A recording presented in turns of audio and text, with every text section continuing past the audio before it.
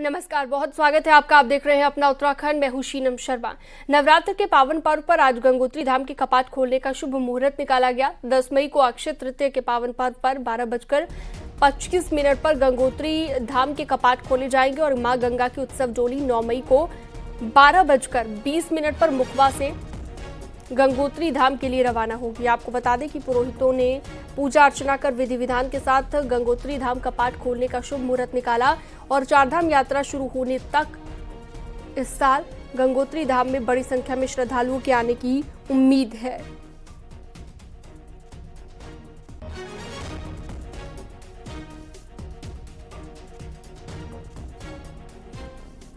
के पंचांगानुसार मां भगवती गंगे के कपाट दिनांक 10 मई 2024 को 28 प्रविष्टा वैशाख बार शुक्रवार को अभिजित मुहूर्त में 12:25 पर भगवती गंगे के कपाट का जो समय रहेगा और समस्त राष्ट्रवासियों के लिए, विभिन्न देशवासियों के लिए भगवती गंगे के कपाट दर्शनार्थ खोल दिए जाएंगे।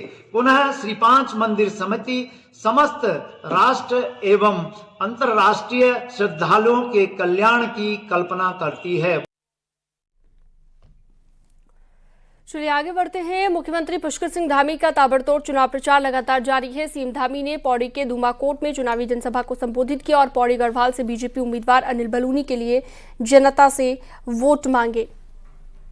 इस दौरान सीएम धामी ने कहा कि लोकसभा चुनाव में बीजेपी की बंपर जीत होगी। मुख्यमंत्री ने कांग्रेस पर जमकर निशाना साधा और कहा कि कांग्रेस ने उत्तराखंड के लाल विपिन रावत के शौर्य पर सवाल उठाए और उन्हें गली का गुंडा तक कह डाला। सीएम ने यह भी कहा कांग्रेस को सैनिकों के शौर्य पर यकीन नहीं, इसलिए कांग्रेस ने सर्जिकल स्ट्राइक के सैनिकों से सबूत मांगे। सीएम धामी बोले कांग्रेस ने अपने शासनकाल में सैनिकों की तरफ कभी ध्यान नहीं दिया और कांग्रेस ने कभी सैनिकों को अच्छी वर्दी तक नहीं दी। मुख्यमंत्री ने कहा कि पीएम मोदी ने सैनिकों के लिए कई काम किए, सैनिकों के मनोबल को बढ़ाने का काम किया है।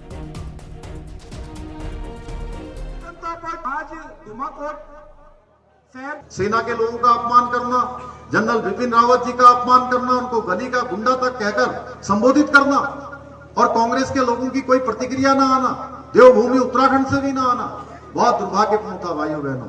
सैनिकों से सर्जिकल स्ट्राइक का वीडियो मांगना, उसका प्रमाण मांगना। सैनिक वहां वीडियो बनाएंगे कि वहां स्ट्राइक करेंगे या दुश्मन को नेस्तनाबूद करेंगे? भाइयों बहनों, इनकी अकल कहां चली गई?